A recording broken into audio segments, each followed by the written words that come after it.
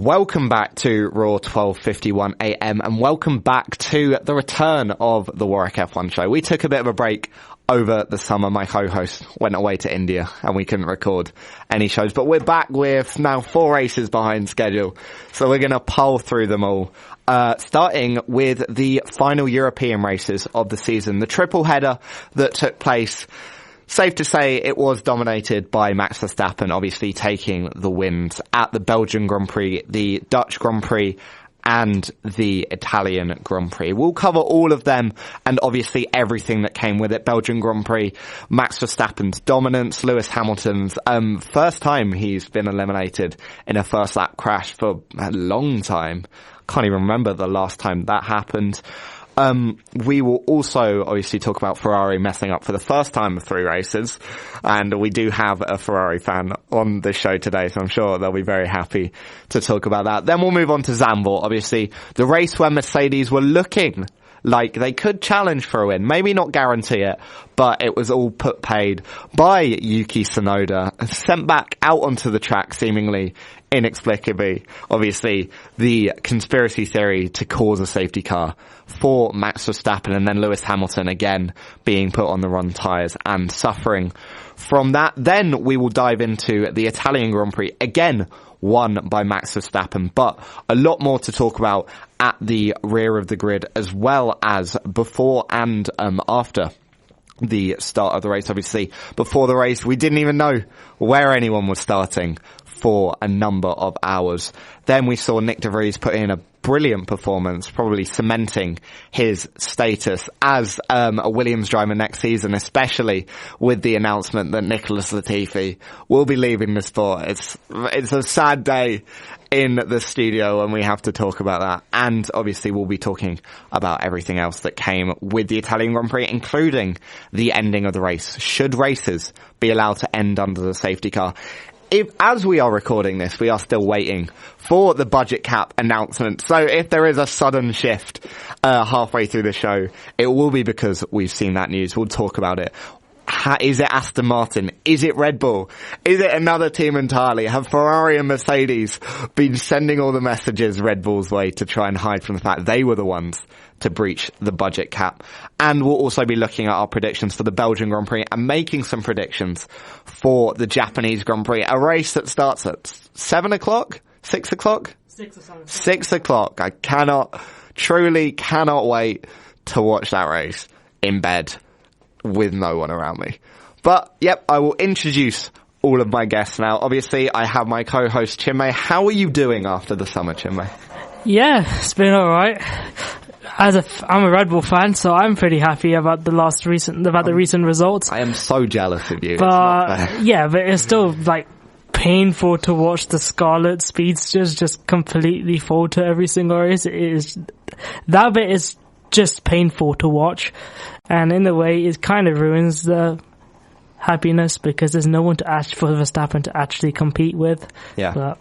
And yeah, obviously Verstappen was 75 points over the 3 races we're going to cover today. And I think Leclerc scored about 5th. I think he only scored about 25 points overall for those 3 races. And it's really put the title away from him with looking at a potential Max Verstappen victory in Japan. Not looking as obviously likely as it possibly was before the Singapore Grand Prix. As we say, we will cover that next week with the Japanese Grand Prix as well, but maybe we will see a Max Verstappen 2-time world champion, or maybe a 1-time world champion, depending on what happens with the budget cap drama. I will also introduce 2 new guests that are here for the first time on the show. We have third year Will. How are you doing, Will? I'm good, thanks. I mean, I could be better if Ferrari were performing a little bit better, but I mean, other than that, doing okay. Yep, and yes, so you're the Ferrari fan. I am. In the race. So these races have been painful, let's just say. Yeah, to say the least. It's not been the best time. Yeah, it's been enjoyable to watch some cars go around tracks again after the break, but I think I'd rather have just avoided it altogether after the results.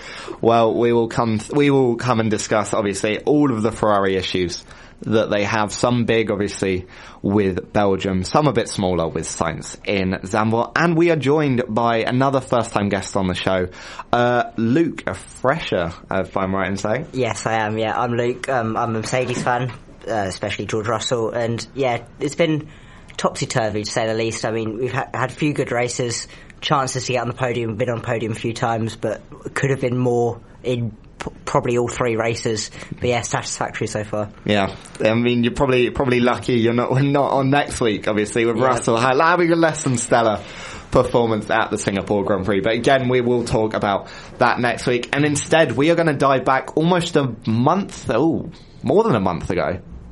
Yeah, a long time ago now. Back to the Belgian Grand Prix. What I will do is I will run through the results just to remind everyone what happened at that race. So obviously in first we have Max Verstappen climbing back from his first grid penalty of the season to be in the lead by about lap 18. It was probably one of the most dominant performances in a race that I've ever seen in a long time. Sergio Perez making it a Red Bull 1-2. Carlos Sainz rounding out the podium in third place with George Russell in fourth. Fernando Alonso coming in fifth after Charles Leclerc's 5-second penalty right at the end for exceeding the pit lane speed limit by exactly 1 kilometre per hour. Because of a failed sensor caused by an issue right at the start, which I'm sure we'll talk about. Esteban Ocon in 7th, Vettel, Gasly and Albon rounding out the points positions.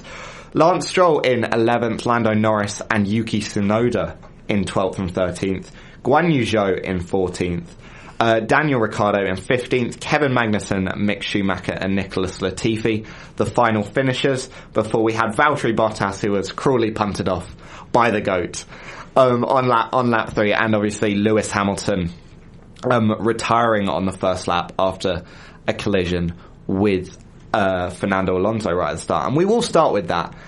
Obviously, it is Lewis Hamilton's first lap DNF since Spain 2016. And I mean, Will, what was your reaction when you saw the car fly up in the air? I mean, I was a bit surprised, but I think I could see it coming, to be honest. They've never been best friends, those two. I think neither of them were going to let each other kind of have the advantage there, and it was, as soon as one of them didn't back out, there was going to be a crash involved. Yeah. And I mean, Luke, it did seem, and I will hold, obviously we're both Mercedes fans here, I think you have to hold your hand up and say it probably was more Lewis Hamilton's fault, this incident. Yeah, probably. I mean, he did squeeze Alonso a little bit going into Les Combes, and yes, I mean, obviously there's the history between Alonso and Hamilton, obviously after 2007 with how Alonso was beaten, they ended level on points with Hamilton. But yeah, I think mostly I have to put the blame on Hamilton because he didn't really give any room for Alonso on the inside. And he could have definitely given him more room, possibly taken avoiding action, risking losing a place rather than having to eventually DNF. Yeah, and obviously, Chinmay, there is that bad blood stemming from 2007, and we did see Alonso say quite feistily on the radio just after the incident that he only knows how to start and drive from first. Do you think that bad blood does still remain? Do you think that was more of a heat of the moment comment, or do you think there was a bit of an underlying thing there? I think it was a heat at the moment, but it's also, I think, you could tell there's still friction from 2007. That year was not a good year for either driver. Spygate, and obviously they both lost the championship by 1 point, and it's just, and also I think Fernando Alonso he's one of those people who is very good at holding a grudge even 15 years later. So I'm not totally surprised that he said something like that. Yeah, well, that is obviously what happened on that one, and then fairly boring race from then on. But we did have both of our title rivals, or title, I guess, protagonists, at least at the start of the season, maybe not so much now, coming from nearer the back of the grid, obviously, with both of them, both Max Verstappen and Charles Leclerc, taking grid penalties. Max Verstappen weaving his way through the traffic on that one, obviously slowing Lewis Hamilton, bunching everyone up. I'd see a very impressive first lap to watch, but Charles Leclerc, didn't have quite the success, and then got really unlucky, obviously, with ending up with Lance Stroll's brake tear in his brakes.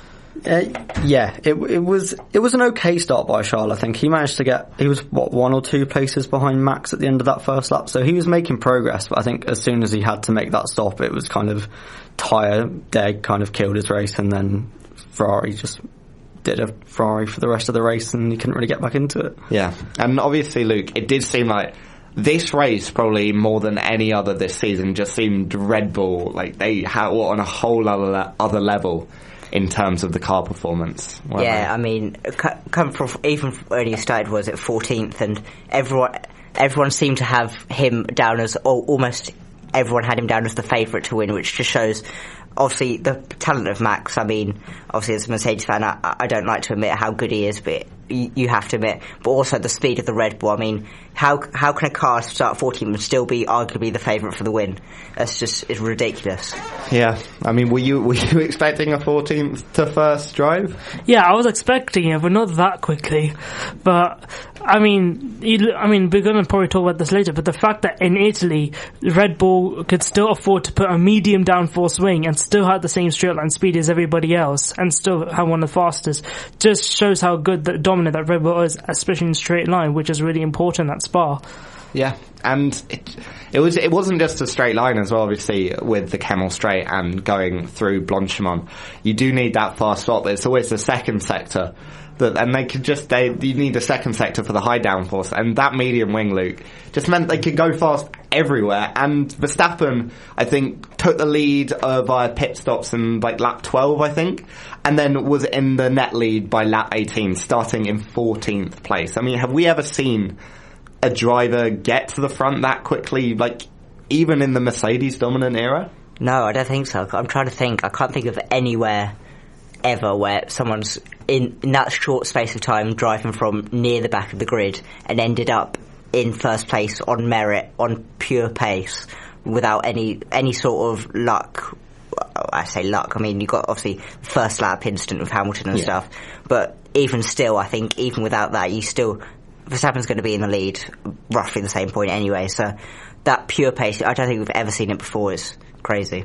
Yeah, and obviously, there was a lot of comparison to the Lewis Hamilton Brazil 2021 race, probably one of his finest races of his career. Do you think, which race or which performance do you think was better in the end? Hamilton 21 or Max Verstappen Spa 22? It's a tricky one, because I think in my mind anyway, the Brazil race of Hamilton's will always be tainted by kind of the wing and kind of the penalty, so it's like how fairly necessarily were they playing that day and that race.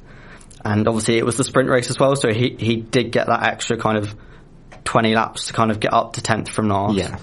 I think with Max, you had the incident on that first lap, but he kind of just breezed past everyone. Yeah, I mean, you're probably the least biased source in here, Chinmay. Actually, I'll come to everyone quickly. Chinmay, what do you think? Spa 22 or Brazil 21? Which performance would you, I guess, if you were the F1 driver, you were in that position, which performance would you rather have? Spa 22, just easy mode, literally 0% AI. You're literally just breeze through. Yeah, I mean, Luke, are you going to make it 3 for 3, or is the Mercedes fan going to fight back a bit? I think I'm going to have to fight back a little bit. I think because of the occasion of Brazil 21, it was obviously the disqualification because the wing of, what was it, barely millimetres. It was about 0.2 millimetres or something. Like that, and it's like ridiculous how narrow the margins are, and to come back from that, especially considering the situation where it was basically, if he didn't pull back to at least like second, the championship was basically over at that point. So to come from last under the pressure of needing a very good result to stay in the championship fight, to come back all the way to first, and even after Verstappen pushed him wide in turn 4 the first time he tried, I'd have to go Brazil 21 for the occasion. Okay, well, the fact is, both the performances there were exceptional performances. I think it shows that, obviously, Verstappen, probably one of the best drivers, probably the best driver of his generation. Obviously, the younger drivers, Lando Norris, Charles Leclerc, George Russell. And we'll move on to Charles Leclerc as well, right at the end of the race. They've gone 43 laps without messing up Ferrari. This was uncharted territory, wasn't it, Will? And they had to do something, somehow, to keep the form up, to keep messing up, and they did manage it. I mean, after Hungary, we had 4 weeks of kind of peace and not having to worry about any of it. And I thought I'd got through the whole race. Yeah, it wasn't the best race for Ferrari, but it was like, no massive disasters. And then it pops up at the end, that little investigation. I'm like, that's definitely going to be a Ferrari cut. And yeah, there it was. And it just sums up Ferrari this season, I think. Yeah, obviously, as I mentioned before, the sensor had failed because of the tear off in the brake, burning up the brakes, burning up the sensor. 1 kilometre an hour over the speed limit. Luke, do you think the penalty was perhaps a bit harsh? Or do you think that's just, it is what it is, and if you go over, you go over? I mean, yeah, it is what it is. If you go over, you go over. I mean, it's 1 kilometre, 10 kilometres. It's especially in the pit lane where there's all the pit crew and stuff, and all the engineers and stuff.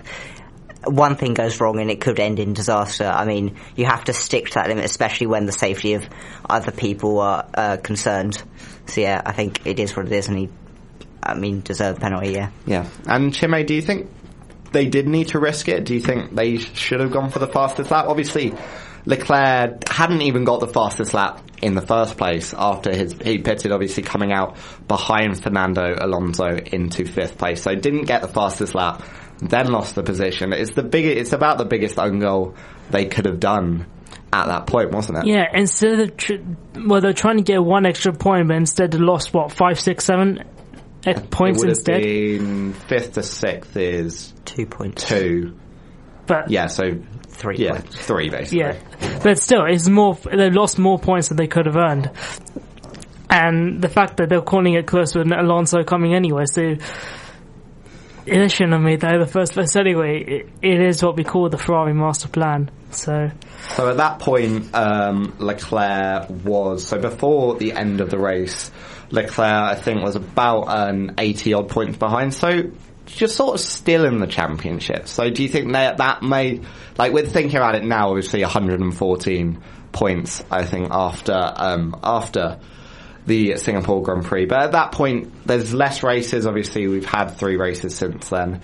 There's more points available. Do you think maybe that weighed into it? But it was just like, it was just desperate at that point? Oh, do you think it was just desperate at that point? They were sort of taking risks where they probably did need to, but maybe where it wasn't advisory. Yeah, I just think so. That's all there is to say, really. Well, the Belgian Grand Prix wasn't an especially interesting one, and it raises the question, obviously, and it was something that was rumbling on before the race, and indeed probably will come back next season as well. The Belgian Grand Prix. The contract was up this year. It had been given a 1-year extension on the weekend of the race. This is a question to all of the guests on the panel. Do you think that it will continue after 2023? Because it is a race that has, obviously the drivers love it. It's an exceptional one to watch, but it's one that's not thrown up a fairly good race in quite a while, isn't it, Will? Yeah, I think it is, but I think the other thing as well is we're seeing F1 become this money-making business, and it's so close to the Netherlands. They're going to sell out every year while Max is in the sport. They're not going to throw away a chance to get 400,000 people in stands every week for a race that, like you said, people love, the drivers love, and it's got that historical element to it. We've seen with Monaco being renewed and things like that they are still keen to keep that element. So I think it will stay on for a lot longer. Yeah. I think it will stay. I mean, obviously you've got the history behind it, how great just the circuit is in general for the drivers, for the fans as well, the fans on TV and at the circuit. And I think it will stay for at least a few years. And then I've seen a lot of people talk online about the idea of rotating circuits, and I think if F1 were to ever introduce that sort of idea of rotating different circuits, I think Spa will become one of those, because especially obviously with the idea of F1 trying to basically become a business, trying to make as much money as possible, I guess they don't see Spa as one where they can make as much money as other circuits such as like Zandvoort and Monaco and Las Vegas and stuff like that. Yeah. Chinmay, what do you think? Yeah, there's not much more to add, but I think definitely it's definitely very much under threat. We got the money making issues, but on the other side we also got the history. We got the fact that it is one of Verstappen's home races, and the Orange Army is going to sell out there every single year, and it is Spa.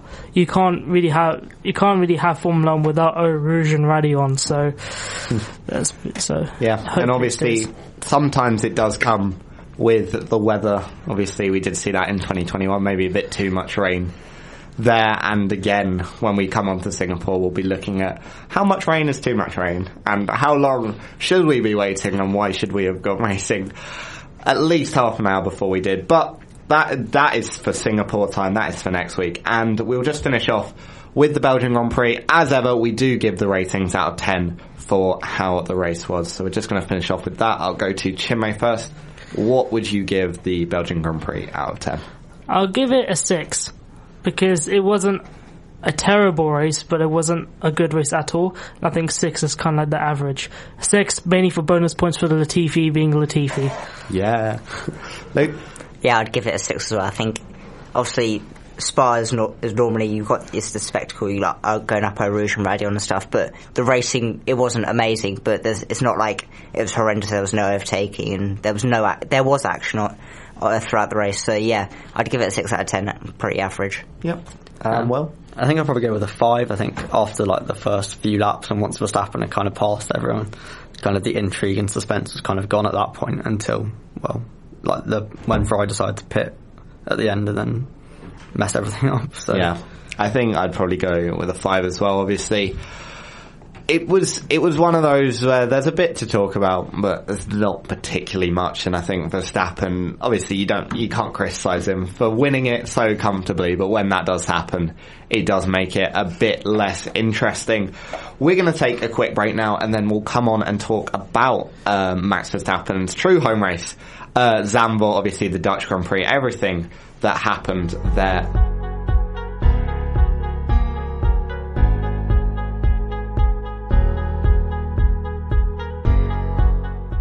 Now we are going to talk about Zandvoort, a race that was better than I was expecting, I think it's fair to say. Obviously, Max Verstappen won it again, and this fills me with great joy and happiness.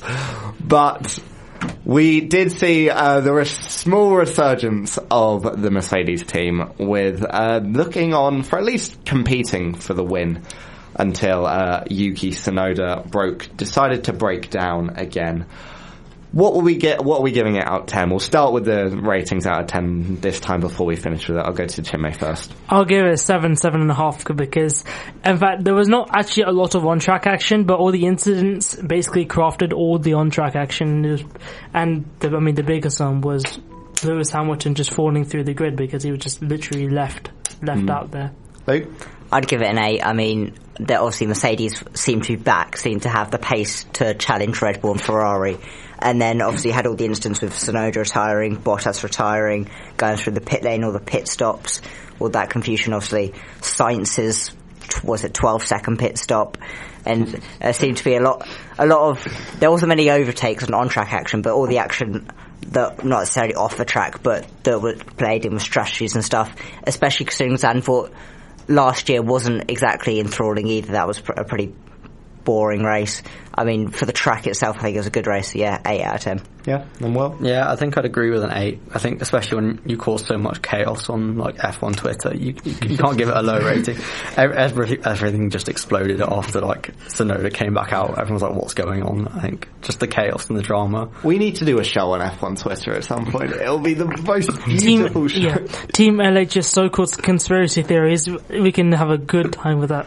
Yeah, even I'm like, it was weird they set him out again, but he just broke down. We'll come on to that in a second. Again, we'll run through the race results. Verstappen taking another win with the fastest lap as well. George Russell getting his best finish of the season in second place. Charles Leclerc rounding out the podium in third. Lewis Hamilton falling from first to fourth after the safety car restart. Sergio Perez with a fairly average performance in 5th. Fernando Alonso with another good performance in 6th place. Norris in 7th. Sainz with a terrible performance, it's fair to say, in 8th. Arguably not much his fault, but a bit his fault. Ocon in 9th. Stroll 10th. Gasly, Albon and Schumacher in 11th, 12th and 13th. Vettel in 14th. Magnussen in 15th. Zhou Guanyu and Daniel Ricciardo rounding out 16th and 17th, rounding out the finishers. Oh no, wait, no, Latifi did finish, just a lap down from everyone. And then Bottas and Tsunoda both retiring. I think we'll start with we'll actually go chronologically this time. We'll start with Carlos Sainz and how the unfortunate tale of how Ferrari forgot that 4 wheels were on a car wheel. Yeah, it's impressive. I mean, they're being paid a lot of money to sort these things out, and the fact that you forget how many wheels are on a car in itself is quite difficult to comprehend. I think they've obviously, I get they're in the habit now of asking their drivers what they think the strategy should be, but I highly doubt Sainz has just decided to come in. So, I don't know how they've managed to do that. Since when in F1's history did F1 ever race tricycles? I don't know who in Ferrari ever thought that. Well, we've had 6-wheel cars before, so maybe they were just thinking like one half. They were thinking like one half, we'll get the other half in a bit.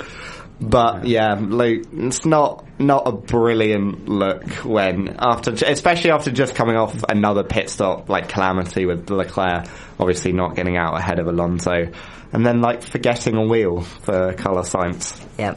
Tale of Ferrari season, isn't it? I mean, just blunder after blunder. I mean, Monaco was bad. Obviously, Belgium wasn't great, and Zandvoort, I think, it just tops it off. Shows and even leaving the wheel gun out for Perez to run over. Yeah. Even that in itself. Did they get a fine for that in the end, or any punishment? I didn't think so. They said anything on that. No. Another show idea we'll do. What would the title be like if Ferrari hadn't messed up at every race? Oh, that'll be a good one. That will be a good one. But yeah, unless what do you want to add? I think what actually happened was they ended up having 2 wheels on the front right. I think both of the mechanics went to the front right, thinking that was where their wheel was meant to be. So they're not the same width. I know, but I think that's what ended up happening. So whether that's right or not, Ferrari have hired blind mechanics.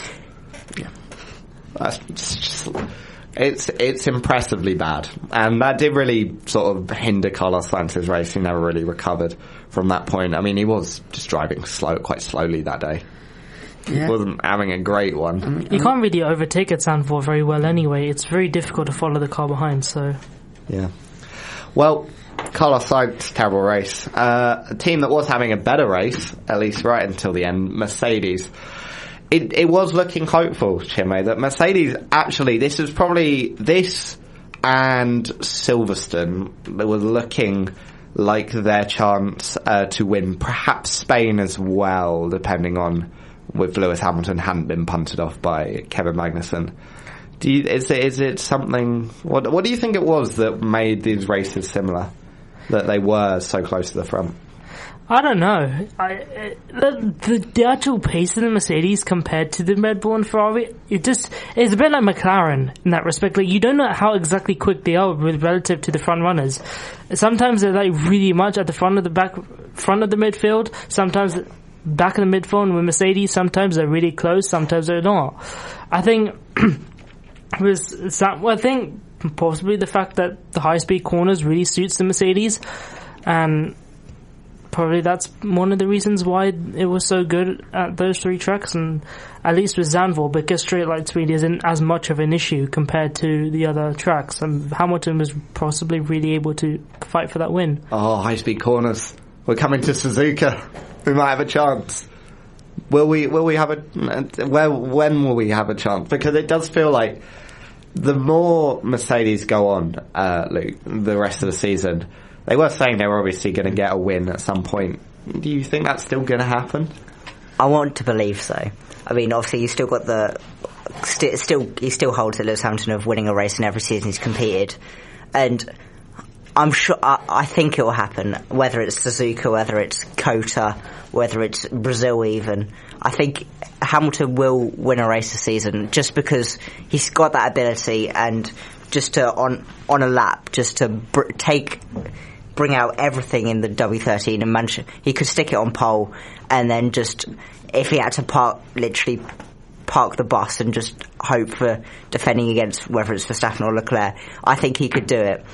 But Suzuka, I think, is a good track for Mercedes. Obviously, with the high-speed corners, obviously the S section in the first sector, and then obviously 130R and the final sector. I think Suzuka and Kota are probably Mercedes' best chance for a win this season. Yeah, I mean, Will, what did you think of Mercedes' pace at Zandvoort? What were you thinking? I think it was quite impressive, actually. I think coming off Spa, where they were competitive with Ferrari, but compared to Red Bull, they were nowhere near. I think to go 1 week later and be so close to kind of winning that race and being at least in a position to, I think it was impressive to be able to have that bounce back almost. Yeah. And obviously, in the end, we saw Verstappen win due to the VSC and the safety car. And prediction, or at least modelling, was saying that it was going to be very close at the end between at least Hamilton and Verstappen. I mean, Chinmay, do you think that without the VSC and the safety car, which we'll come on to in just a second, that Mercedes would have won that race, and that they have been sort of messed up again by a safety car? Obviously, again, it was looking a bit touch and go as to whether they would have won in Silverstone without that safety car. Do you think that it was again that case in Zandvoort? They definitely had a chance that there wasn't a safety car, and if Mercedes reversed it and made Hamilton pit rather than Russell, or at least somehow double stacked, then maybe there would have been a good chance, because I think Hamilton was just really, really done by the worn mediums versus everyone else on fresh softs. Yeah, I mean, Will, Luke, what do you think? Do you think that they would have won in the end without the safety car intervention, or was it a bit too far and Verstappen would have still got Hamilton? I think it was a bit too far. I think, especially after Snowtide, I think even that basically gifted Verstappen the win, provided there was no other safety car. And then with Bottas, Mercedes either had to go all in and pit both for softs, which inevitably would have cost them the race win, because on the same tyre versus Red Bull, I doubt they'd have had the pace. Or they don't go all in, leave both out on the mediums and hope Russell can defend from Verstappen for long enough that Hamilton can build a gap and be far enough ahead that he can still hold off Verstappen in the last laps to win. I don't think they had a chance realistically. I think the issue with Zandvoort is the ability to overtake on that track, and I think the straight line speed of the Red Bull is so superior this year that even if Hamilton had been able to catch Verstappen before all the drama and stuff, I don't think he would have had the speed to actually get past and make it stick. Yeah, well, this is all if, buts and maybes, and what actually happened was Yuki Tsunoda and then Valtteri Bottas, but we'll talk about more the Yuki Tsunoda incident, obviously. The AlphaTauri coming in, going back out onto the track, seemingly most people at least thinking that a tyre hasn't been attached, but then Tsunoda restarts his car, drives another lap, goes back into the pits, gets another set of tyres, comes out, and then stops at exactly the same place. And it comes out in the end, obviously, broken, I think, wishbone or suspension at the back of the car. And this obviously generated conspiracy theories, obviously, AlphaTauri being the sister team of Red Bull. Chinmay, you're shaking your head, and I think you're going to say what most at least rational people are thinking, that it was just a retirement. Yeah, it was just a complete mix up between the two teams, but it's still hilarious just to watch F1 Twitter and just look at all the, I'm going to call them so-called Team LH, because I don't really consider them real Hamilton fans. They're just really like people with just insane theories all the time on Twitter. But you know, what happened, and you know, unfortunately, it helped us. It didn't help us. Unfortunately, unfortunately for Mercedes fans.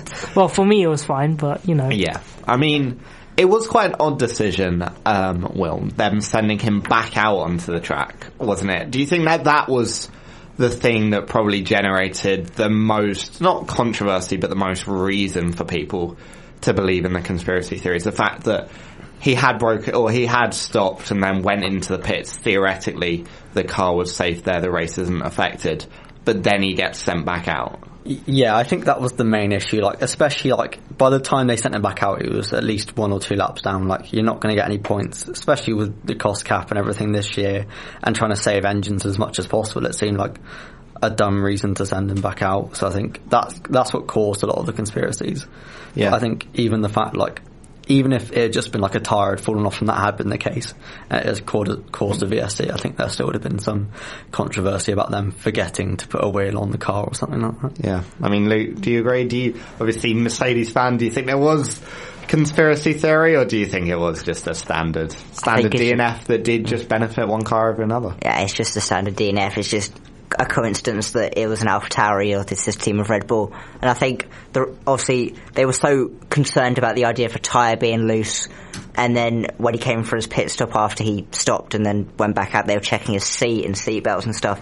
It's almost like just their incompetence to check the car as to see if there was an actual issue, rather than just assuming that someone had done something wrong with the seat belt or the tyres or whatever, and they didn't bother to check the car and see if it was fine. And then obviously when he went back out, they realised that it was actually an issue with the car, and at that point it's just they can't do anything.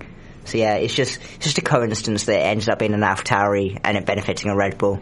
Yeah, but it's just standard DNF, isn't it?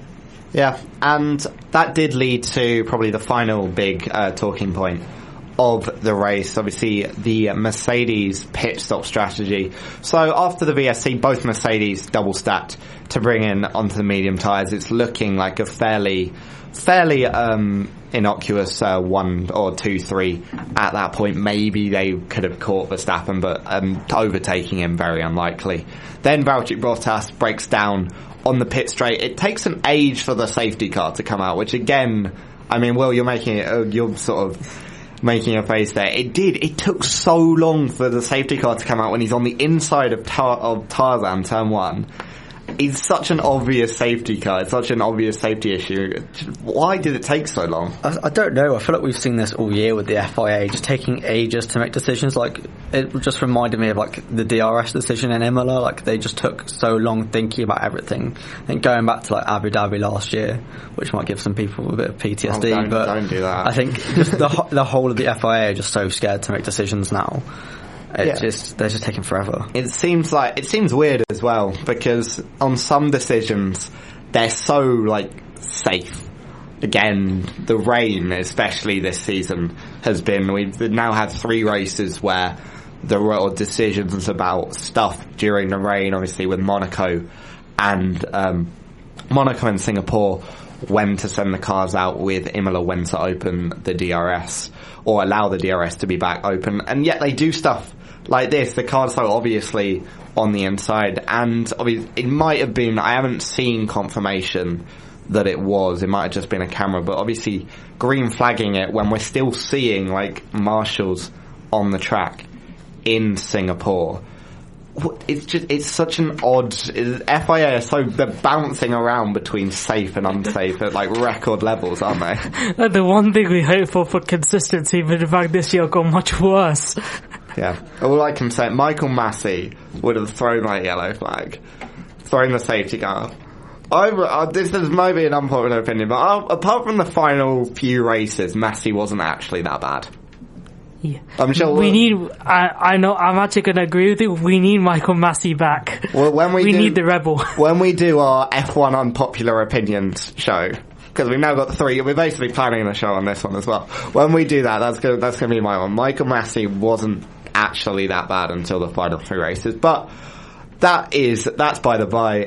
We'll move on to what we were actually going to talk about before we got sidetracked. Mercedes doing so well, and then they caught a case of Ferrari-itis with their pit stop strategy after the safety car, not pitting Lewis Hamilton and pitting George Russell for the soft tyres. Luke, you were saying, obviously, in our previous section just before about that decision, do you think they needed to just commit one or the other? They either needed to pit both cars, get that 2-3, or not pit either. Maybe Verstappen or maybe Russell holds up Verstappen for long enough so Lewis Hamilton can build that gap, warm those tyres, and potentially take that win. Absolutely. I mean, you can't go half in, half out, because, I mean, as we saw, you in half in, half out, you end up with a 2-4. You've got all in, you probably end up with a 2-3, unless anything horribly goes wrong. Or you don't, and then you either get a 1-2 or 1-3, 2-3, probably at worst, depending on, obviously, how quick Leclerc was in the end.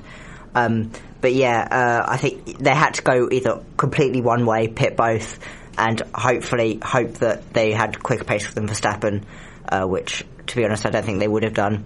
Or they don't go in at all and hope for Russell to hold up Verstappen and give Hamilton the chance for a win. Yeah, I think I agree there. I mean, to be honest, if they pitted either way it went, if they pitted Russell and Hamilton and not Hamilton, which is what they did, or they pitted Hamilton and not Russell, I think either the result would have been the same. It would just been a change of the drivers, because both were on worn tyres and both would have just fallen through the grid. So I think either or, and there wasn't really enough time to do double stacking, I don't think so, which is why they couldn't pit both.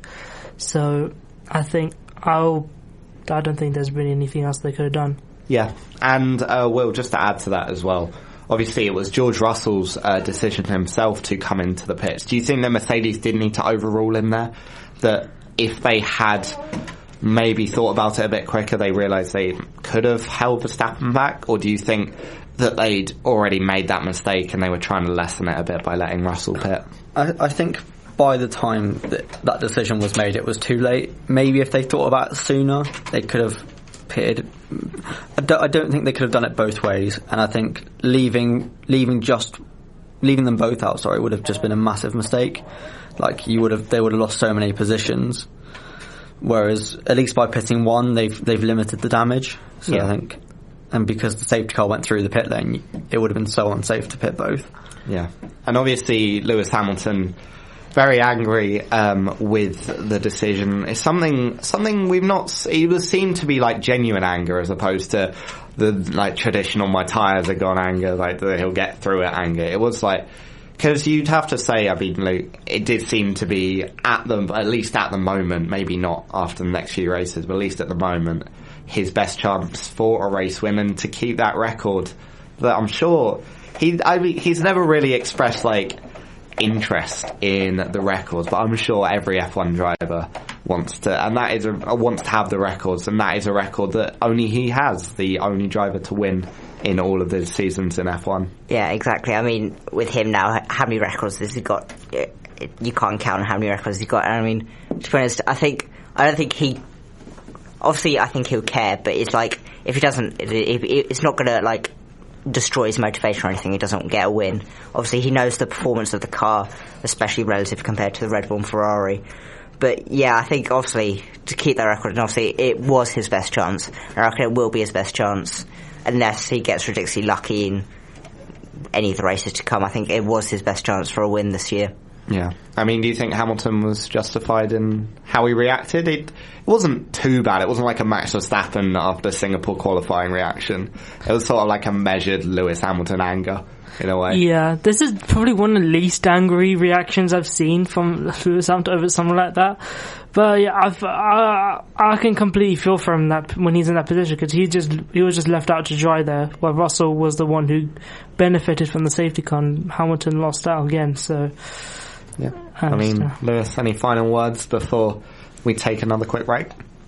Yeah, I mean, I think the only kind of thing that could have happened differently is if Lewis had asked for the pit stop himself, and I think I don't think he was willing to jeopardise both of their races, potentially. So, well, again, Max Verstappen taking that victory, Lewis Hamilton falling from second to fourth. Conspiracy theories abound in the F1 paddock, so nothing else is new. We've still yet to hear news about the cost cap, and as I say, we are recording this on Wednesday, about Wednesday lunchtime, so if we do hear something, we'll make sure to dive into that. But first, we are going to take another quick break now. We'll come back, talk about the Italian Grand Prix, a race that wasn't interesting particularly on the track, but there was a lot of stuff off the track that on the track procedure that needs to be discussed. But yeah, as I say, we'll take another quick break now.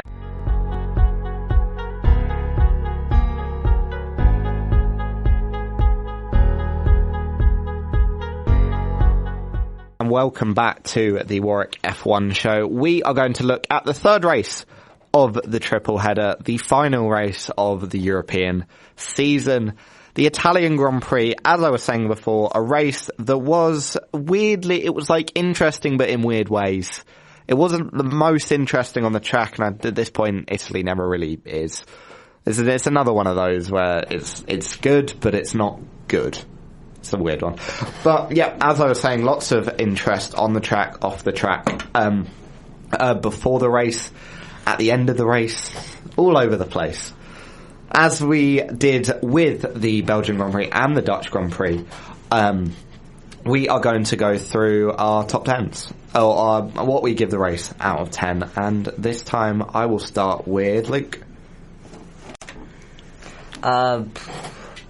I'll go over 7. I think it wasn't as good as Zan thought, especially comparison of how good the race was to the track. But I think it was a better Grand Prix than Belgium. There was obviously action. Obviously, there was the debacle about the safety car at the end of Ricciardo retiring and whether it should have ended under safety car or not. Obviously, Sainz and Hamilton and Perez coming back through the field. Verstappen again from, was it P8? Was it P7? Who knows? Who knows? With all the grid penalties, I can't remember where anyone died. Yep, and yeah, we'll come on to that, obviously. Will, what do you think? I think I'd give it a 6. I think, obviously, like Luke said, you got everyone coming through the field, but at the front, it's just sad to watch as a Ferrari fan, just watching Verstappen just freeze up and then fly away, and it was just, a bit boring from then on. Yep, and Chinmay? Yeah, I'll give it a 6 because I know Verstappen won, but I genuinely was a Ferrari fan that weekend because it's Monza and I wanted Leclerc to win, but it's not. It wasn't meant to be, so, you know. And the problem with Monza is that it's just DRS trains for 60 laps, so can't expect much from Monza. Monza. Is it a race? Yes, it is. Don't know what was going on there. Well, I'll go through the finishers once again. Verstappen taking yet another win, this time from Charles Leclerc, with Russell rounding out the podium in a reversal of that 2-3 from Zandvoort. Carlos Sainz and Lewis Hamilton finishing 4th and 5th. Perez with a pretty poor performance down in 6th place. Norris and Gasly 7th and 8th. De Vries, first race in F1 with a very good performance, finishing in 9th, just ahead of Guan Yu Zhou, back in the points and taking Alfa Romeo's only point for the last 5 races. Esteban Ocon finishing in 11th with Mick Schumacher in 12th. Valtteri Bottas in 13th. Yuki and Latifi in 14th and 15th. Magnussen in 16th. And then the DNFs, Ricciardo, Stroll, Alonso and Vettel, all reliability issues. And we won't even start with the race, we'll start with the grid, because with the array of grid penalties that we had, we were looking about 2.5 hours after the race, we didn't even know where anyone was going to start, did we, Will? No, I think the whole, because it happened at Belgium as well, I think with the high speed tracks, teams are just like, well, we might as well take it now and just have that extra power available rather than suffering in these races, being overtaken by everyone that does. I mean, it adds kind of a spectacle to the start of the race, but if it had been a sprint weekend, it would have been a bit boring because everything would have been done by the end of the sprint race. Yeah, I mean, Luke, what were your thoughts on the grid penalties? Because obviously it did make a difference in how you applied them, because if you went for like a driver behind first, you drop back, you go to A position, B position, C position. How do you think they should be applied, or do you think there needs to be another system for taking new engine parts? I think the system's very complicated, but what other system can you apply that is better, is much easier to follow, makes more sense? I remember when the actual final grid come out and everyone was confused about why certain drivers starting in whatever place they were starting.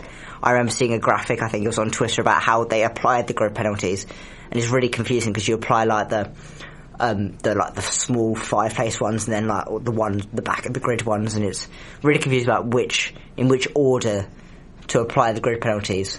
And I think in that scenario, I think for what you have to, I think the best ones to do that are to apply the bigger penalties first, because they give, even if you put the small penalties first, they still have a big repercussion no matter how many people are taking grid penalties. But the smaller ones, if you apply them before the grid penalties, bigger ones, they're losing basically nothing at that point, because if you've got a 5-place grid penalty and three drivers in the 5 places behind you are taking grid penalties, you lose in 2 spots for an engine penalty, which at that point I think is pointless. So I think if you apply the bigger penalties first and then just apply the lesser penalties as you go on, I think that's probably the best system. And it makes it much more simple, because then you can go, alright, this person's got a back of the grid one, right, they go, and then back of the grid, then 15, then 10, then 5. And that way it's such a easy system to follow, and you can work it out. Yeah, I mean, Chinmay, do you think that's how it should be? Go from the back, go to the front? Or front to back? Or just a completely different system, like penalties during the race? Maybe a 5-second penalty for a 5-place component, a drive-through, something like that? Or do you think something completely different? I mean, there's loads of options we can try. I mean, the one that Luke said was absolutely a really, really good idea, actually. But, you know, we could also do something like the 5-second... Thing is, we could do something like the 5-second or drive-through penalty, but that kind of just it can ruin the actual entertainment of the race, because, you know, that person's going to get penalties, so any race battles is kind of like not worth it at the end. So people might just not fight. So, but we have to kind of just see what happens. Yeah. So we did end up with a grid in the end, we did end up with a grid in the end, as we were hoping for. A grid that had a brand new driver on it. Nick De Vries, obviously replacing Alex Albon due to his appendicitis, and putting in a very, very impressive performance. It hadn't secured him a spot in the Williams team, but Will, do you think that's the best he could have done in terms of an audition for the role? Yeah, I don't think he could have done a better job. I think he outshined his teammate, who's been driving that car all year. He outshone him for the whole weekend. I think the track was good for him to make the debut on, because obviously you've got DRS trains the whole way through. Like, it's hard to be overtaken once you're in those, and I think that helped him kind of stay in touch with the drivers in potentially quicker cars in front of him. But I think he did as good a job as he possibly could have. Yeah. And Luke, I saw an interesting clip on Twitter about how once Nick De Vries had finished in 9th, and there was the rumours that he'd also do Singapore as well, and he was saying that he probably shouldn't have done Singapore, because 9th in a Williams, like, the Williams is by now probably fairly adrift at the bottom of being a 10th place car. You'd have to say even Aston Martin have really jumped almost Alfa Romeo, Haas, almost AlphaTauri as well, up to the 6th best place car over the last few races. So 9th as just a one-off performance just really shows that, well, he can do it. He's won F2, he's won obviously the Formula E driver's title. He can do it in F1 as well, clearly. Yeah, I also think if he were to do Singapore, I think it would look badly on him, especially because Singapore is not a track that you'd associate being good for the Williams car. I mean, Italy, obviously, Williams are extremely quick in a straight line. I think they are the quickest car in a straight line. So obviously Monza, as the nature of the circuit, it gives Williams a better chance compared to the other cars. I think with Singapore being, obviously, you don't need straight line speed, and there's lots of slow corners and stuff. It's more to the detriment of the Williams car and benefits other cars. So I think if he were to do Singapore, obviously if Albon hadn't recovered, I think it would have tainted his performance in Monza, which, I mean, I'm not trying to decrease how good it was. It was still a phenomenal drive, especially in a Williams car that isn't anywhere near, or shouldn't be anywhere near, the points. And to be able to drive there and stick with cars that are much faster shows his ability, and I think he does deserve a seat next year, whether that be Williams, whether that be AlphaTauri or wherever. Yeah. And Chinmay, were you, I mean, I guess two questions. Were you expecting De Vries to do so well on his first race, obviously, in F1? And do you think that he will get that seat next year? Obviously, Albon committed to Williams, and but the other seat now up in the air, obviously, with Nicholas Latifi leaving the sport, Logan Sargent rumoured, Liam Lawson rumoured, and obviously Nick De Vries as well. Do you think that he will get that seat? I think De Vries is definitely should get a seat next year. I mean, to be fair, I did expect him to do better than Latifi anyway, because as much as, I mean, yes, Latifi is a nice guy, but he cannot stay in F1 for any longer now. He's overstayed his welcome. It's because he's the GOAT, and if he was there, he'd give it. It's an unfair advantage. Yeah. It's not fair on everyone else for I know. Latifi to be on the grid. I know. Yeah, and a bit scary as well for everybody else. But I think it's probably most likely that Nick De Vries will get an AlphaTauri seat, especially because Gasly is desperate to get out of Red Bull at this point. I don't blame him, because he's just been stuck there for years, and he really needs to get out of Red Bull if he really is to show his potential. And then maybe for who might replace Williams, I'd probably say Logan Sargent's probably got the highest chance right now, because he's third in the championship, even though he is, I think, only about 1-2 points out of fourth. And the fact that he's a Williams junior anyway. Yeah. I mean, do you two agree? Will, do you think that De Vries has nailed down that seat, or do you think that it's still got a bit of a way to go, especially with how all the other seats play out in the end? I think I'd be really surprised if he doesn't get a seat. I think the fact that he's gone into a Williams car, done that well on his debut, like having driven an Aston Martin earlier in the weekend as well. So it's two completely different cars in the space of 24 hours. And obviously with a seat that's not built for him. I mean, he saw after the race he had to he needed help getting out the car, and it's like it's a really funny shot. He's just got his little like arms in the air reaching out for help. Obviously Alex Albon, one of the tallest drivers on the grid, so it is a seat that's not built for him as well, and that adds another level to what was already an impressive performance. Well, yeah, exactly. So I think if you're any of the teams looking for a driver, like whether that be like Alpine, although that's unlikely, but like AlphaTauri and Williams, then why wouldn't you want him in your car? Like, he's shown just how good he can be. So. Yeah. And Luke, what are your thoughts? As I said before, I think he deserves a seat. Williams, I'm not entirely sure. I mean, I think for Williams, it's between him and Logan Sargent. I mean, Logan Sargent F2, he's been good. He's shown some good performances in Silverstone. Obviously, De Vries has shown it, obviously, in Monza, and he's got that relationship with Mercedes. Obviously, still is development driver. But obviously, the door at AlphaTauri is still open. Obviously, with Gasly rumoured to go to Alpine, whether that happens or not. But yeah, I think he will get a seat wherever it is. I think it's more likely to be AlphaTauri than Williams, but obviously the option for Williams is still there. But yeah, I do. He deserves a seat, and I think he will get a seat next year. Yeah. Well, obviously, we will have to wait and see. With the final, I think, three or four seats left to be decided on the calendar. But we'll come back to the Italian Grand Prix, and we'll talk about the ending of the race. Obviously, Verstappen romping away to a finish. Actually, before we dive onto the ending quickly, was Charles Leclerc's strategy a mistake, or was it just one that didn't pay off? I'll throw it to Will, the Ferrari fan, for this one. At the time, I didn't see what else they could do. I think it was clear, like, after that Verstappen was streaks ahead. I don't think he would have had any chance defending.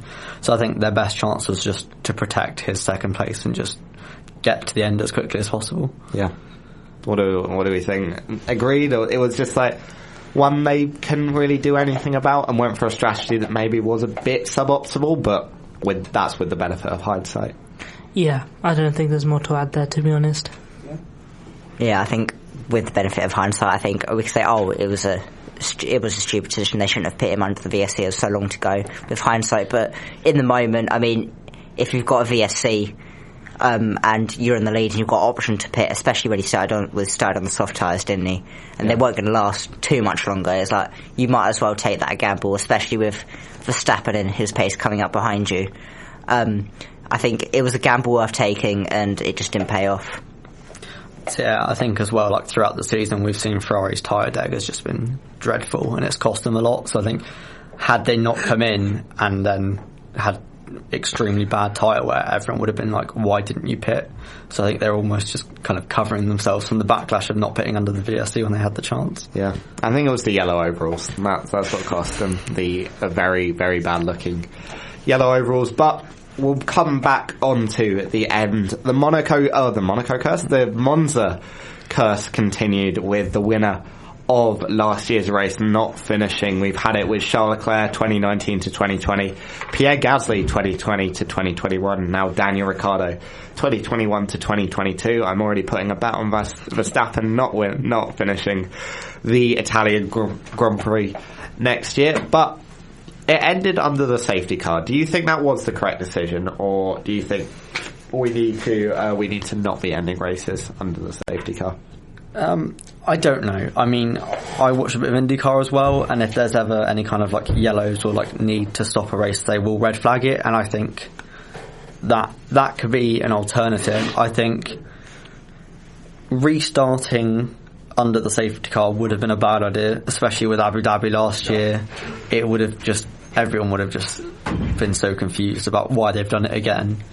I think at the time, I was a bit annoyed because obviously Ferrari were in a good position, but I think in hindsight it was probably the correct decision. A bit boring, but safest. Yeah, and obviously I think this was only the 13th or 14th race that has ended under the safety car.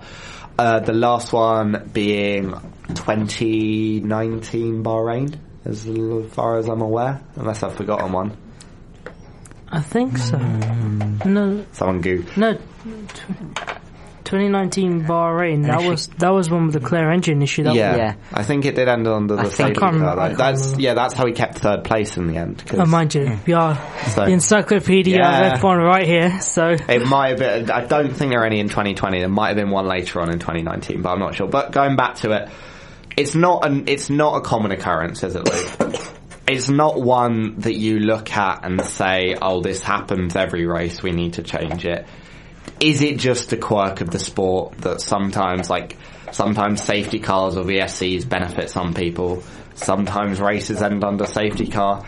That's just how it should be, and that's just how it is. Yeah, I think so. Yeah, I think they did. Actually, I don't think it should have ended. I mean, the safety car obviously should have come out. I mean, Ricciardo stopped on the side of the track, but they'd cleared him by a couple laps before the end of the Grand Prix.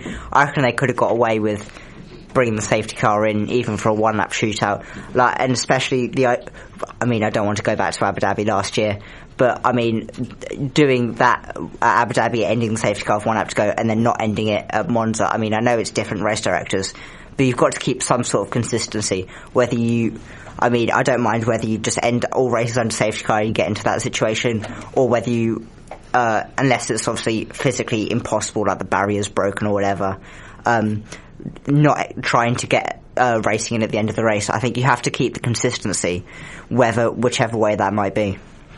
Yeah, and obviously, Chinmay, this event really did hark back to Abu Dhabi 2021 with the safety car restart, how that went. Do you think that it is right that they've gone back to the precedent set before, and that obviously, and I think most people recognise Abu Dhabi was a mistake in terms of how the rules were applied? Or do you think that maybe the rules do need to change? As Will was saying, with IndyCar, and the IndyCar race I can think of most of was actually the Indy 500 this year. Yeah, when when Ericsson was in the lead. 3 laps to go. Who was it? It was Jimmy Johnson. Maybe. I think it was Jimmy. One of those two. It was one of them. Yeah. It was one of them. I'll Google it while so I need to know it now. But yeah, so obviously with a driver crashing, red flagging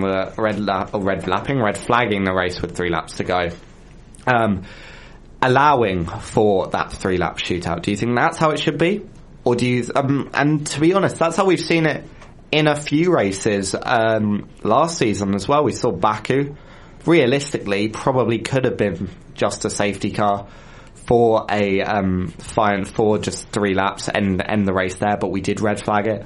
We did see that restart that arguably cost Lewis Hamilton the championship as well with his mistake with the magic button. What do you think should be the procedure if we get a safety car incident with a few laps to go of the race? I'm going to agree with Will and go for the 3-lap shootout. It's just more.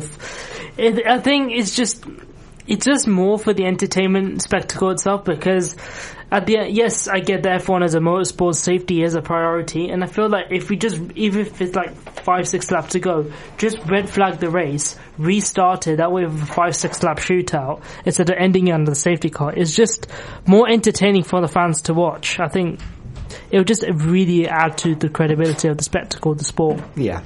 But do you think the key is it should be in the rules? It should be, if there's a safety car with 3 laps to go and we can't justify it's an immediate risk to drivers, fans or whatever, like we saw in Abu Dhabi, like we saw in Monza, like we saw to maybe a slightly lesser extent in Baku, because obviously the Max Verstappen was on the main straight, but then they could have come through the pits.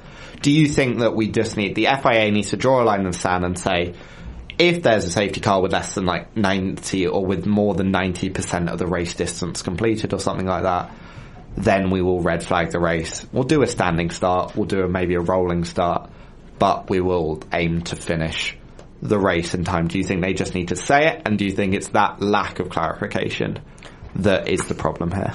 It was the lack of clarification, and I think it just needs to be put in the rules, something like that. Especially because yes, I want to go back to Abu Dhabi again, but yeah. So sorry to the Mercedes fans. It's just PTSD all the time. But you go back, and the fact is, yes, it was a mistake with the rules, but because the rules were so vague, because yes, if you look on the safety car regulations, it's that all lap cars need to be unlapped, but then you also look at elsewhere in the manual where it says the race director can control the safety car how he wants, which pretty much overrules everything else. So that kind of basically just contradicts everything in the safety car rules. So it just needs to be some form of clarification in the rules and specifications that say if X happens, say if a crash happens, and like 5 laps to go, just red flag the race, restart it, and that way it'll just be a nice fun little 3-lap shootout. Yeah, I mean, do you two agree? Do you think that it should be, if 90% is done, we get a safety car incident, red flag, 3-lap shootout? And I mean, if we'd had that in Abu Dhabi, can you imagine if we'd had that 1-lap shootout in Abu Dhabi? That's how you get a finale finish.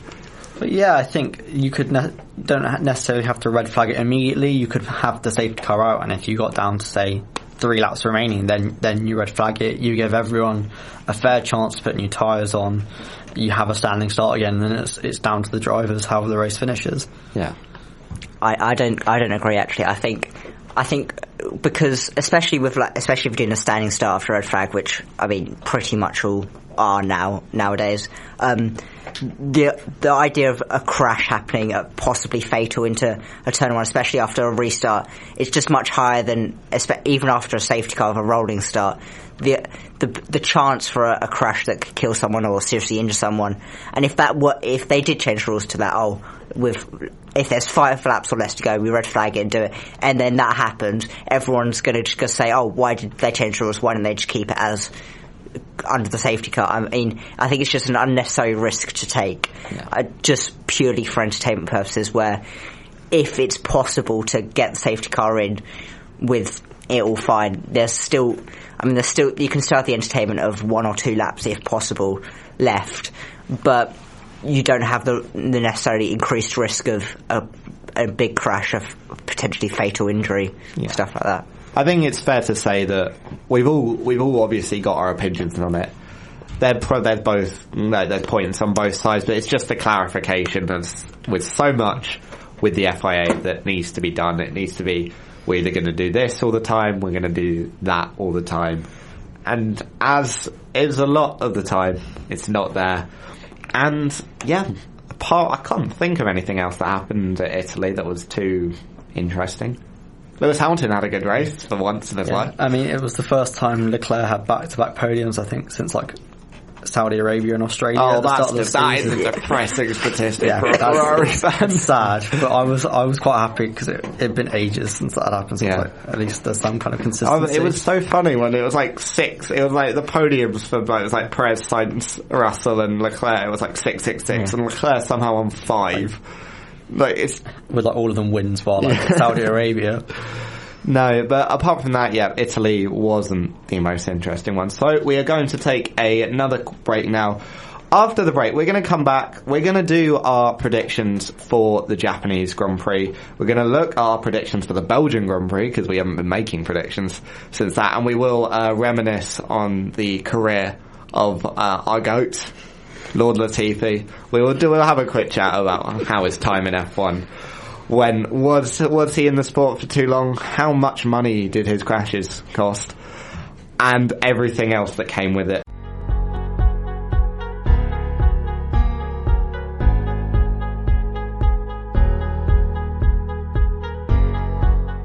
And welcome back to the final segment of the Warwick F1 show. As I said before the break, we're going to talk about arguably the greatest driver of all time. Arguably the best Canadian driver of all time. Williams driver, just drive around Australia, around Bahrain, Saudi Arabia, and every other race on the calendar that he's driven around. Nicholas Latifi, he's finally exiting F1 on a less than successful period in the sport. Well, is it fair to say he was never maliciously bad? He was just bad. Yeah, he was just clumsy. I think everyone says that F1 drivers are the best in the world. I think he made people doubt that. But I think he was never bad on purpose or had like malicious kind of dangerous crashes. It was just mistakes that he just couldn't fix. Yeah, I think it was just mistakes, and he wasn't that quick.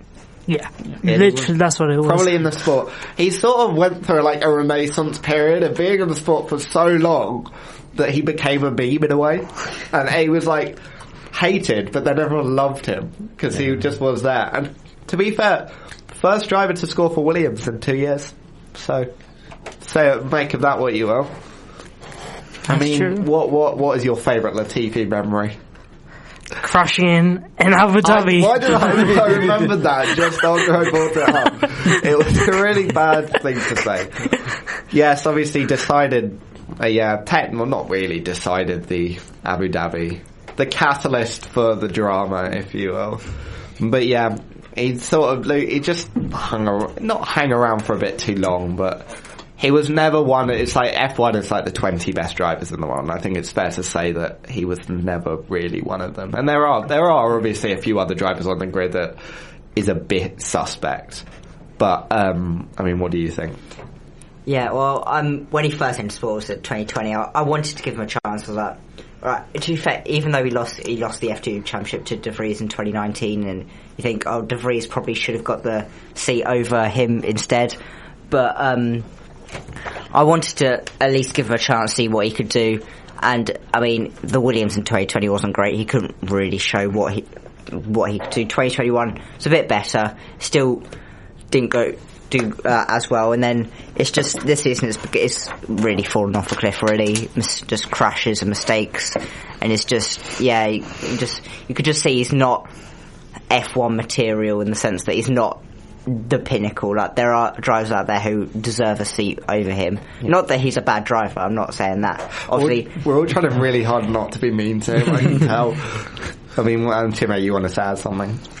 He put it to you this way: this year he's 21st in a 20-driver championship. That's all I need to say. He could be 22nd. He is 22nd out of 22, isn't he? No, he's 21st because Hulkenberg is 22nd. Just ahead of Hulkenberg, who admittedly did have 2 races in that Aston Martin. At that point, was almost the worst car on the grid.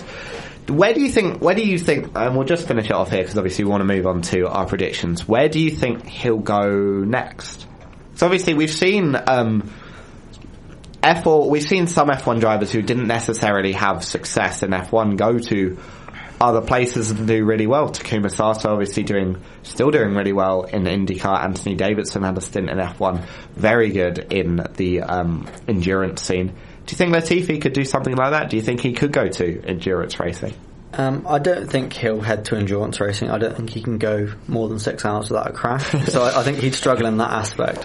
I think given the fact he's from Canada, he might head back that way and kind of find somewhere like IndyCar or NASCAR where he can I'd be so good home. at NASCAR. It's like crashing all the time. Yeah, I mean, especially because of Latifi, it takes the Richard Hammond approach to driving, so... Yeah. I mean, Luke, where do you think? And then we'll finish it off. I reckon he'll go back somewhere in America or Canada, around there. I reckon it's probably where he's most likely to go. I mean, I could see him potentially going to Formula E, but I doubt it. I don't know. Yeah. But yeah, somewhere in America, I reckon. I love it if he did like the Jos Verstappen route of never being really good at F1, but then having a son that's like godly. And in like 20 years' time, we've got, I don't know, Anthony Latifi on the front row of the F1 grid. Actually, I really want that to happen now. I'm making that prediction. 20 years' time, Latifi's son is world champion. Well, we're going to move on to well, actually, we'll do the quick review of Suzuka. Obviously, coming back onto the onto the calendar. Yeah, that's the word. For the first time in 3 years, and I think it's fair to say it's one of the ones that's been missed a lot more than most. Well, yeah, I think it's one of those more historical tracks. There's all these amazing races down the years. I mean, as a Kimi fan before he retired, like 2005 is always one of the first races I think of. And I think just the fans there are always amazing. Like, the atmosphere is always great, and I think it would be just great to have it back. Yeah, obviously, yeah, the fans see all the hats, see all the masks, things like that. Kamui Kobayashi taking his only podium at the 2012 Japanese Grand Prix. I think Guru Suzuki taking his best result at the track as well. It's one that seems to favour the Japanese drivers. So maybe Yuki Tsunoda, do you think he'll have a good race at the track? I'm hoping so. It'll be nice to see the home guy just doing a good job, and hopefully he stays at the barriers. But I mean, to be fair, he has been a lot better this year, but still hoping he stays at the barriers, hopefully he gets a points finish. Notably omits the Singapore Grand Prix from this discussion. And yeah, obviously, Luke, some of the most iconic corners in F1, the S's for the Sector 1 spoon curve right at the top of the track for Sector 2, and obviously 130R where Charles Leclerc went one-handed in 2019 and Fernando Alonso went round the outside and Michael Schumacher in 2004. Which one of those is sort of your favourite of the lot? I mean, I think it's got to be 130R, hasn't it? I mean, just the pure speed that they take around that corner and the commitment they have, and one small mistake and it could go horribly wrong, yet they still commit to that corner. I mean, Alonso taking Schumacher's around the outside as well is mental. Like, the idea of that. I mean, the S is, I guess, on board as well. Still all the G-forces they're having to pull driving around this corner at still quick speeds, but I think 130R, the pure commitment they have, has got to be the best.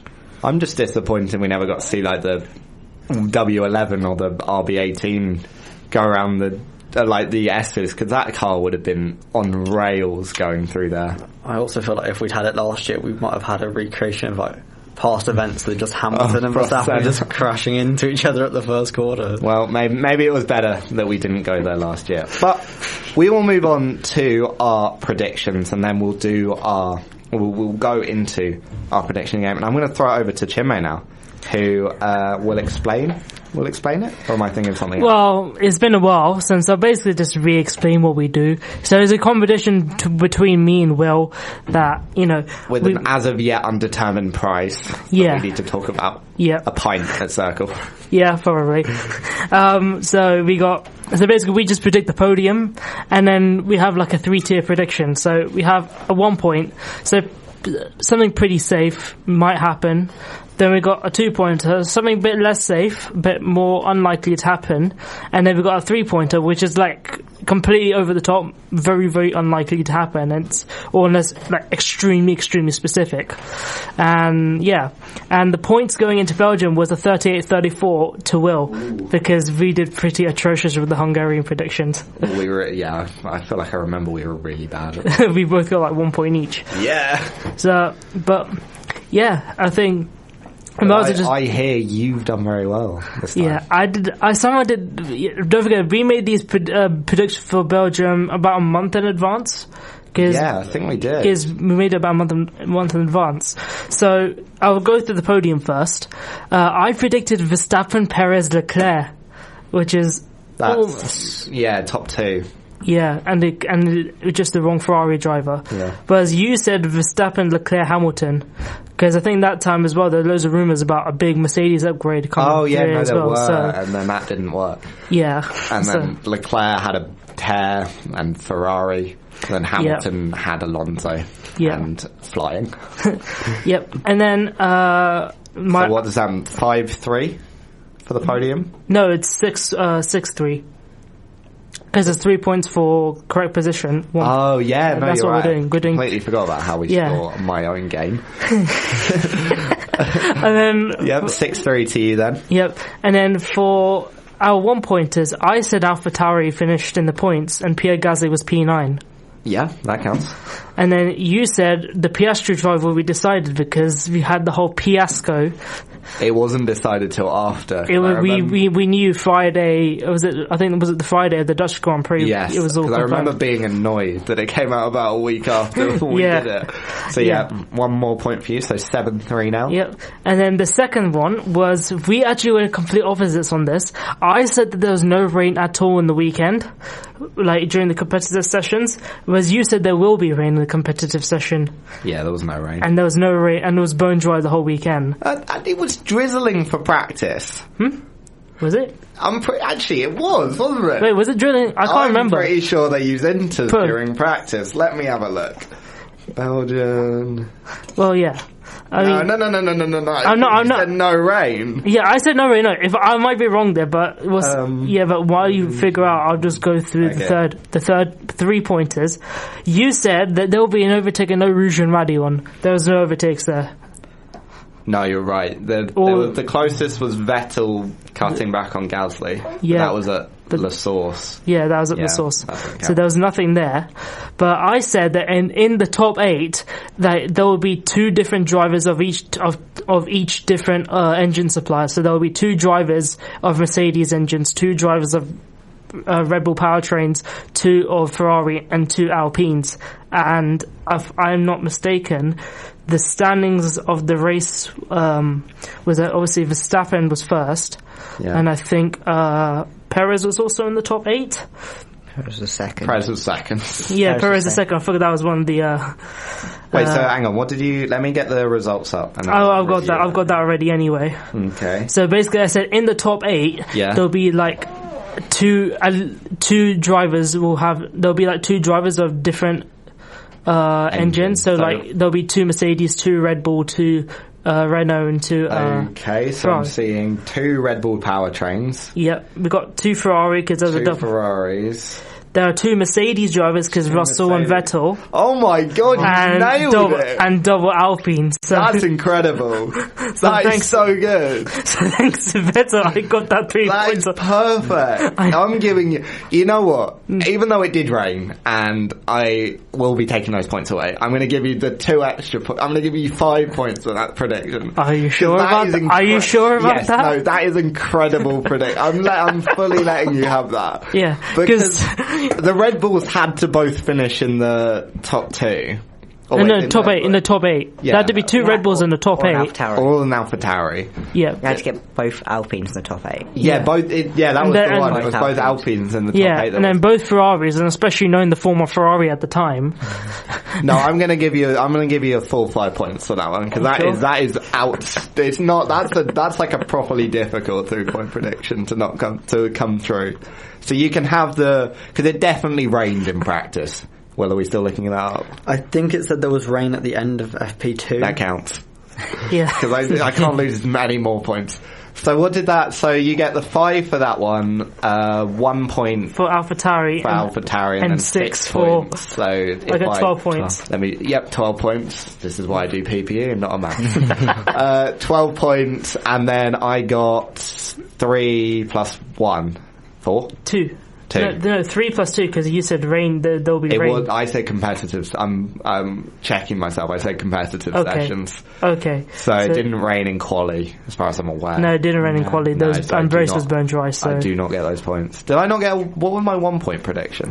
There was a Piastri driver will be decided. Oh, well, I did very badly. 12-3. But... And you just wiped out any disadvantage that you had. So what's the scores now? 46-41 to me. How many points were you behind me? 4. Oh, that's not good. I was 4 points behind, and now I'm 5 points ahead. Well, that's gone really badly for me. Well, let's see how we do with Japan anyway. So the Belgian, not only did my favourite driver retire on the first lap, I lost horrifically in the predictions. I'm never. Do you know what Belgium can go off there? I don't even need Belgium. Do we need the Belgian Grand Prix on the calendar? Is it necessary? Because I don't think it is. And 2023, if Hamilton wins, I might redeem it a little bit, but at the moment it's not looking good. But what have you gone for your Japanese Grand Prix predictions? So, yeah, me and Will, who's coming on the guest, because we don't forget we have 2 Wills on the show today. When there's a Will, there's a way, and when there's 2 Wills, there's an F1 show. Yep. So we decided we went for a Leclerc, Hamilton, and Perez podium. Ooh, no Verstappen. Yeah. Spoiler alert for the predictions. Okay, we've gone very different. We've gone for Verstappen, Hamilton, Russell. A repeat of Austria and France. Okay. Fair enough. So, we've gone very differently there. Yeah, for once we actually did go completely different. Normally it's like 1 or 2. And what have you got for your 1, 2 and 3? So my 1 pointer, we said that McLaren will retain 4th point in Constructors. Yeah? How many points are they ahead right now? They're 4 points ahead of Alpine. Yeah. The second one will be Tsunoda finishes in the points on his home race. That's your 2 point. That's quite safe for a 2 point prediction. We've gone Tsunoda top 6. Probably. We'll change. I'll let you have it, and we're going to change our 2 point prediction. Or maybe not. Maybe you can keep it. We can go for an AlphaTauri double points. Yeah, I'll do that. Yeah, that's fair. How about that? Tsunoda top 10 doesn't feel... he's now the cheapest driver in fantasy F1. Is he? He costs less than Latifi. It's less than Latifi. Yeah, it's Latifi's 5.9 and Tsunoda's 5.8. I might bring in Tsunoda. I suppose I've done. I've brought him in. I'll save money. Kevin Magnussen's not been performing for the last few I years. know. I've had Magnussen since France. I need some budget. Right, well, Tsunoda's coming straight into my fantasy team. That's quite good. How was your fantasy team week? Well, not last week wasn't great, but I'm 4th overall, so it's going. What a nerd! I know. I had Alonso, so I was quite sad when I saw him pull off. But the otherwise not too bad. Leclerc, turbo driver, went well. Yeah, you can't use him anymore. It's over 20 mil. Why are you making me aware of all these miserable facts? Like Sergio Perez. It gives you time to change Perez it. is absolutely coming into my team. Okay. I've managed to get Perez, Leclerc and Verstappen. So I've had about 7 shocking revelations in the past 5 minutes. So let's hear the 3 point prediction. I'm sure there'll be another one. Yeah. So, the third... So our 3 pointer is the reason why we didn't have Verstappen in the podium is that we're predicting that Verstappen will have an engine DNF, an engine related DNF and he has to be first when that happens. You've gone very specific. So not even an engine, not even a DNF. It has to be an engine-related DNF. Engine-related DNF. So it's imagine Tsunoda gets in the points, but then Honda in the home race has an engine problem right when they're about to win the race and potentially win the championship. Can't wait for Sainz to punt off Leclerc. Punt off Verstappen in turn 1. And it sort of comes true, but it definitely doesn't. Well, we've gone for very different things on Verstappen. Our 1 point is that Verstappen wins the title at this race. Okay. I can see it happening, and actually if our top 3 comes true, it will happen. Yuki top 6, as I said before, that's probably quite an optimistic 2 point prediction considering it's Yuki Tsunoda and he's cheap on Fantasy F1. But he's good at did you see that video of him doing karaoke? Yes, I did. It's so funny. He's so bad. It's really hilarious. And then for our 3-point, we've covered our bases a bit and have gone for a non-Big Three podium, which feels very unlikely. We've gone from about 10 non-big team podiums last season to 1. Yeah, and that was Norris and Imola. Like, what has happened to this sport? We've fallen apart. So we've gone terribly. But that has been the show. I think it's fair to say that was a good one. We spoke about 3 races, mourned the loss of our GOAT, and found out Yuki Tsunoda's cheap. I can't turbo drive a Leclerc, and the Belgian Grand Prix needs to be removed from the calendar. Thank you for coming on to our guests, Will and Luke. Anything you want to add quickly just before we go? No, I just hope that Ferrari managed to actually not mess anything up this weekend. When was the last time they won a race? Was it Austria? Yeah, it would have been. Oh God. Yeah, it's been a long time. At this point, I just want non-Red Bull win. I don't even care who it is. I kind of just hope Yuki has a better home race than Leclerc ever has. That's kind of all I'm hoping for. I imagine he'll get a few more home races, at least one. Yeah, hopefully. Maybe. Well, he has at least one more anyway. He's confirmed for next year. Yes. Go Yuki, and you're going straight in my fantasy team. So if you could perform this weekend, that would be great. Everyone send this to Yuki Tsunoda, this little clip here, asking him to perform well at his home race. Luke, anything else to say? No, just hope for a Mercedes win at some point. Yeah. And Chinmay, any final words? No, hoping Checo's form continues at this rate, because he just come out of a rough patch. Hopefully it continues. Yep. And just as a reminder, set your alarm clocks, because the race is at 6 a.m. and I will be curled up in bed watching it, probably with biscuits, because I need snacks for F1. It is the way. But yep, that has been the F1 show. We will be back next week with looking at the Singapore Grand Prix, and obviously the Japanese Grand Prix taking place this weekend. Are you hosting it? Am I hosting it? We'll see. We'll see. You'll either have me in the chair or you'll have Chinmay in the chair. But I will leave you with an Avicii song for a better day. Thank you to all my guests coming on. Thank you, Will. Thank you, Chinmay. Thank you, Luke. I've been your host, Will Kingswood. This has been the Warwick F1 show, and this